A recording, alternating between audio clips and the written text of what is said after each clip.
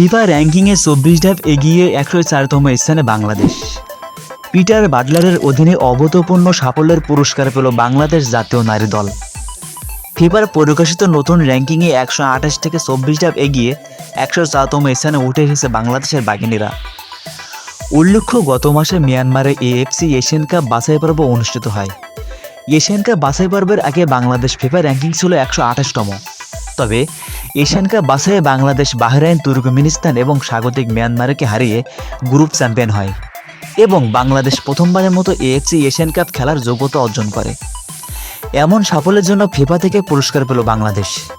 ফিফার নতুন র্যাঙ্কিংয়ে বাংলাদেশ ১২৮ থেকে ১ লাফে ২৪ ধাপ এগিয়ে ১০৪ নম্বরে অবস্থান করেছে বাংলাদেশ। এমন অভূতপূর্ণ সাফল্যের পেছনে কারিগর একমাত্র পিটার বাটলার।